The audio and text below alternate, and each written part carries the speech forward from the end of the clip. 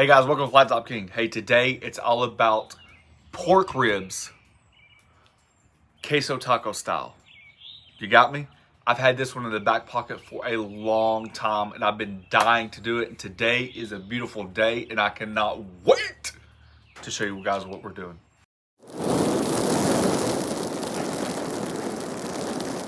Many months back, I posted a video called like cheat style birria queso style tacos, right? My whole passion, my whole philosophy, my whole desire for that video was not everybody has every tool of the trade. I have a lot of beginners on my channel. There's a lot of new flat top users. Not everybody has the technique, the know-how, or the skill to create such an iconic dish, right? So my version was basically like, what can you buy at the store that can create max flavor and to give most people an idea of how great the food can be, right? Well, I think it's been perceived pretty well for most people. Some people have a problem with it, but hey, they have a problem with adding salt to eggs too, so that's just a part of it. Ever since then, we've actually made the birria from scratch with beef short ribs. Then we've done like, I think we did something different. We did a queso enchilada birria. This to me has been on the back burner since day one. We have a video short of pork, and I did pork, what do I do? Pork country style ribs. That's become one of my better videos. So today just proves the point. We're going to take the flavor from here, past the roof. And I'm so excited. I might not seem like it, I just woke up. All right, so this is the deal. Long story short, I know, thank you for staying with me. We're going to take pork ribs. I'm going to use a mustard binder, season them heavily with a taco seasoning. We're going to smoke them for about maybe 2 hours. I'm going to leave not a lot of wood on there. I'm going to go pretty much just almost all charcoal, light wood, okay? Then this is where it gets interesting. Take a pot. We're going to add vinegar, some lime. I found this packet because a lot of people said they couldn't find that barbacoa seasoning anymore. We're going to add that, some enchilada sauce, and some beef stock. Then we're going to wrap it in aluminum foil and butcher paper and braise it on the grill, wrapped up for a couple hours. Pull the bones out, chop all the meat up, use all that sauce, and now we got pork rib style tacos that I am just literally like already just going like this. I just know if I do it right, we've got a home run. Most of these ribs have a skin underneath, okay? You just want to be able to get that skin off. Sometimes taking a paper towel helps grab that skin. Come back in here, we're going to create a mustard binder. This is going to allow that seasoning to stick both sides. Yes, you can make your own seasonings. You can add whatever flavor profile you want. This is very simple. Just make sure you season both sides. I always do presentation side up, so that means I do the bottom first. All right, I would want to mention, if you don't have a charcoal grill or don't feel like doing the grill, you can definitely put this stuff in the oven, do it the exact same way, low and slow, let it get tender, make the same sauce, braise it, and you're good to go. Heck, I'd go as far as say you could probably boil the ribs just like you would like a birria style. I have not tried that, but I can imagine that the pork would react the same way, just to give you a little heads up. All right, we've had several people in the past ask us about our Camp Chef 2-burner outdoor stove. I bought it for my dad a long time ago. I don't have a griddle top for it. We mainly use it for literally like deep fries for chicken or fish when we have family and friends over. So I thought, what better way to just incorporate it back into the mix than this right now. So obviously I'd make this inside, but what better way to bring it out. All right, so this is going to be quote unquote our mopping sauce. Okay, so I'm looking for about maybe 2 cups of this beef stock.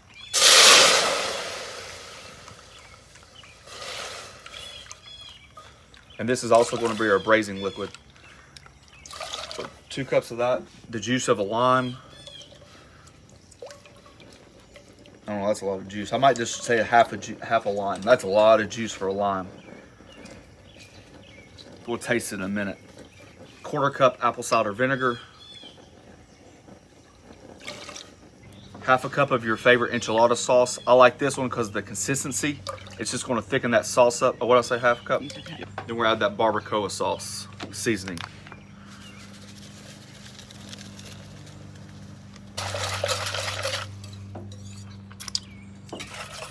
Oh yeah. Oh yeah.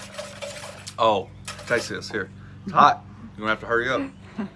All right, there we go. So I'm gonna just let this reduce just a little bit, come up to temperature. Our grill's getting ready.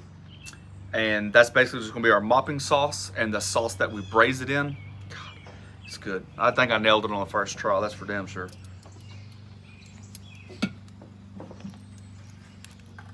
All right, I'm not really gonna talk about how to do ribs. You do the ribs the way you like to do them.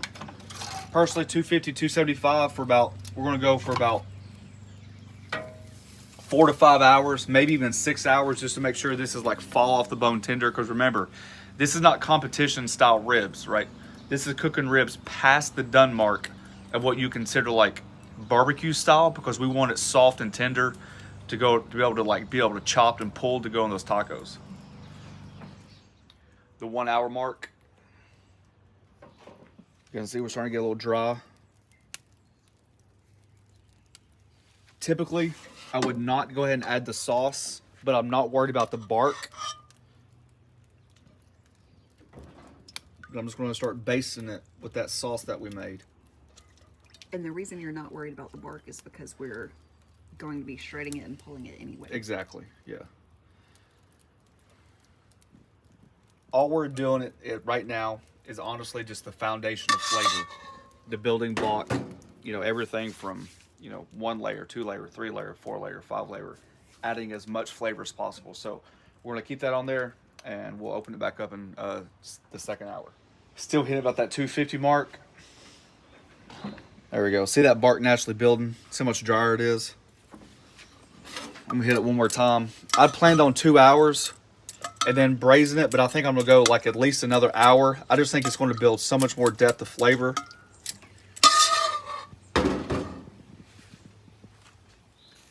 All right, it's been at that 3 hour mark. You guys can tell how much more browning, how much darker, how much bark we've built. Just ignore that right there. That's some sausage and ground beef, cheese stuffed smoked meatloaf. Don't get me started on them things. All right. So this is the deal. That's a little dangerous, honey. Oh, we got faith. I'm actually gonna go meat side down, right? And what I'm doing with this aluminum foil is basically just building like it's double layered. And I'm building like a swimming pool for all this braising liquid. So you normally wouldn't use the aluminum foil. No, I'm a butcher paper fan when it comes to smoked meats.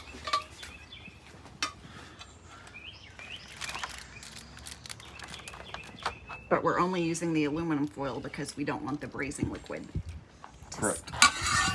to seep through. Right. So then just like anything, you wrap it like a package. See if I can do this without making a mess.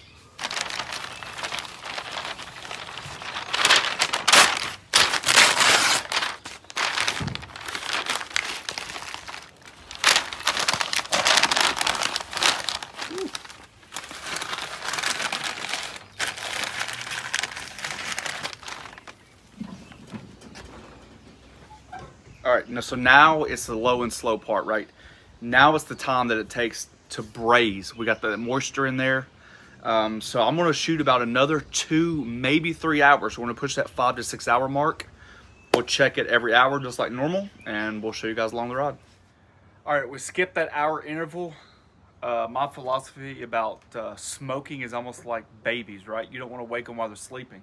Same thing with your grill. If your grill's going effortlessly, you're not really worried about temperatures, you don't have a lot of temperature swings, leave it alone. So that's what I did, okay? So I just checked it, and this is what we got. Ooh, hang on, that middle table is burning. Look at these bones starting to pull out of it. Ooh. See how easy that is? That's what I'm looking for right there, okay? So what I'm gonna do, like anything, like anytime you cook meat, I always say you gotta let your meat rest. This is no different. Look at all that juice that we kept in the aluminum foil. Look at all that. See that? Oh, it smells so good, honey. Yeah, that's tender right there. That's what I was looking for. All right, we're gonna let it rest for an hour. Keep it in that juice just like that for 1 hour. Whew, it's been a long time coming. Listen, we started at 10 o'clock in the morning. We smoked all the way up till 5, smoked and braised. We let it rest an hour. Flat top's on. We got the rest of that juice that we made. It's going to warm up on the flat top. Let me show you what we got.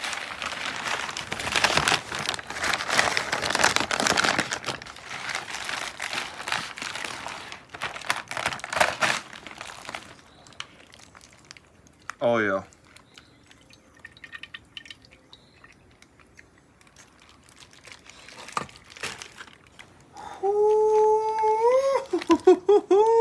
Oh man, honey.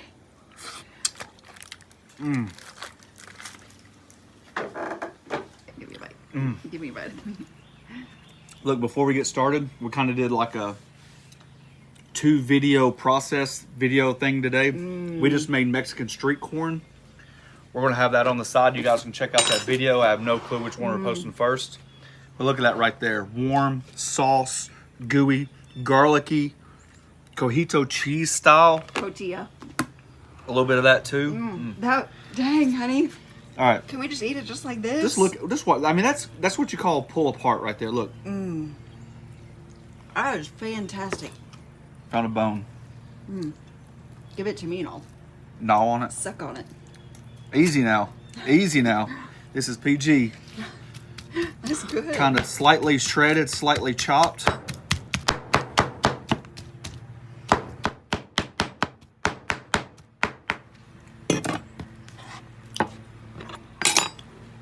All right, I got everything chopped up. Look at all that. Look at all that pink from that smoke ring. The charred pieces, the tender pieces, you name it. We can't stop eating it. No, that's true. Just come back in here, douse it with a little bit of that sauce, save a little bit for your tortillas.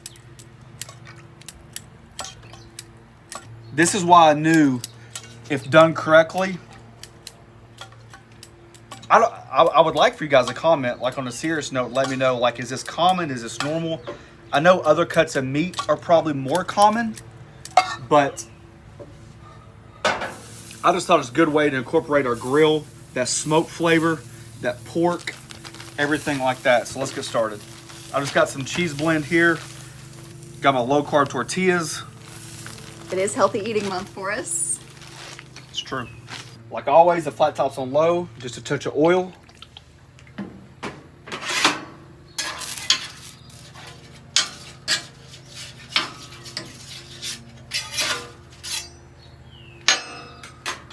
Take these tortillas, dip them in that sauce.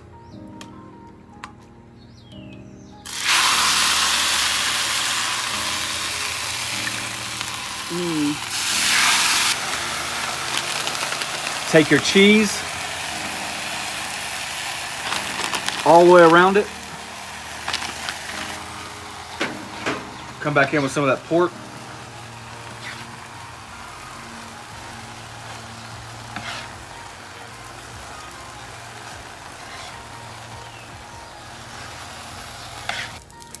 Right when they're about done, I go and top them on with diced onion, cilantro,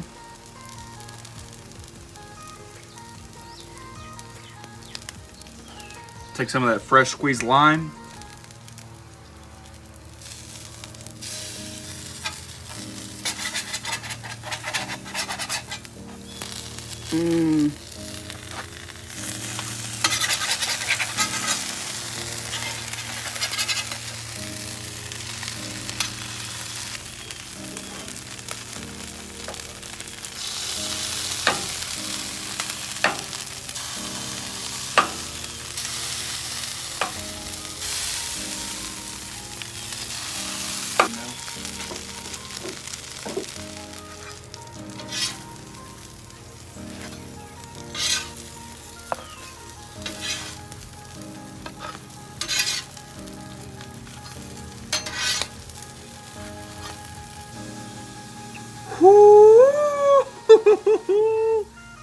top that stuff off with a little side of that Mexican street corn.